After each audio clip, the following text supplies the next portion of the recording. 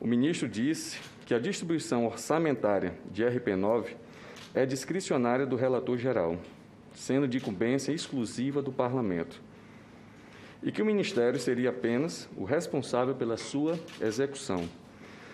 A primeira pergunta, ministro Rogério Marinho, é se o senhor ainda confirma essa fala dita no dia 8/6/2021 na Câmara. Se o senhor confirma essa fala, sim? Sim. Perfeito.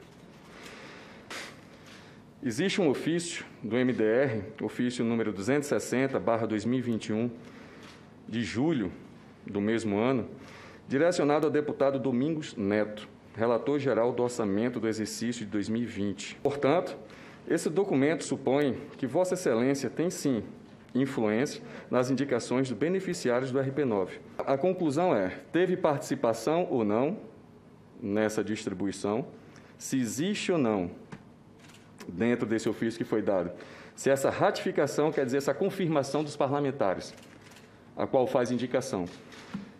E, por fim, quais são os critérios das escolhas dos beneficiários? Os critérios eles foram definidos pelos manuais que foram publicados e estão no Manual da Transparência, estão em todos os nossos sites de cada secretaria finalística do nosso Ministério.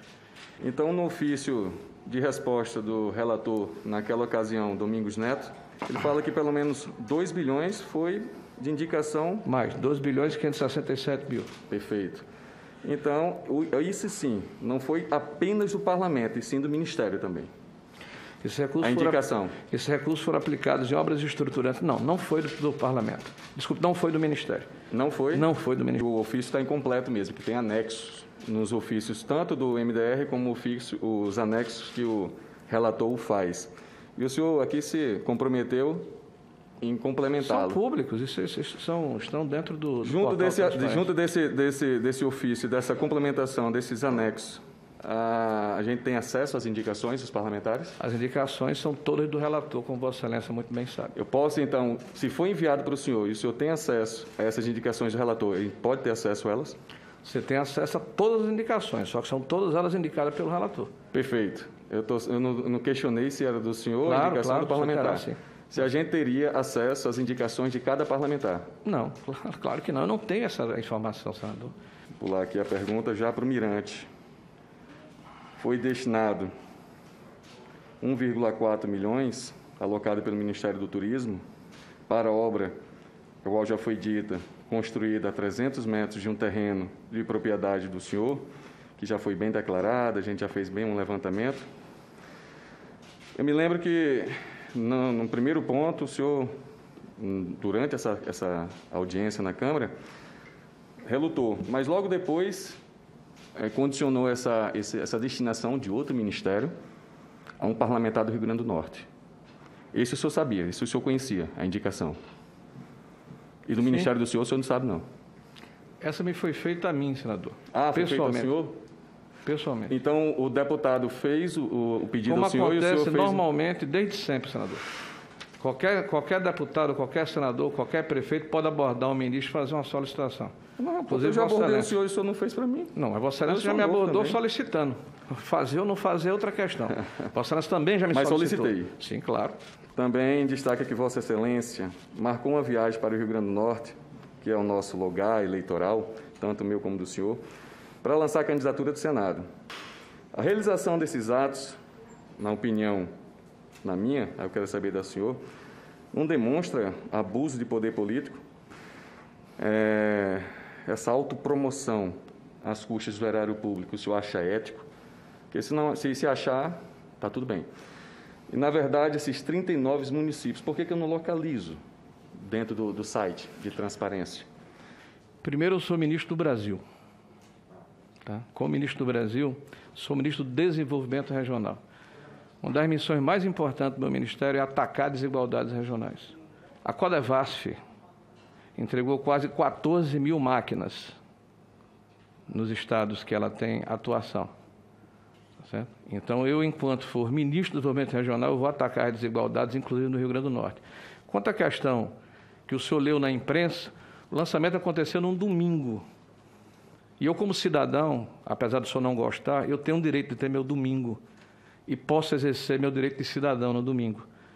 O evento ocorreu num dia de semana.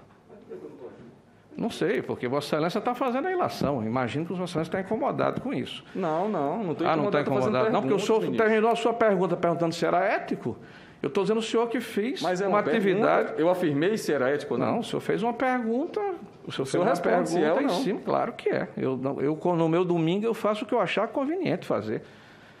Em relação a ser ético ou não, eu fiz uma pergunta sobre qual tipo de recurso que foi utilizado, porque não consta nas planilhas, pelo menos até onde eu sei, que não tem dizendo por algumas coisas... Os recursos são de uma empresa chamada Codevasf. Tá. O tipo de recurso que for utilizado, eu vou perguntar, ela também vai vir junto com a informação que o senhor vai receber. Perfeito.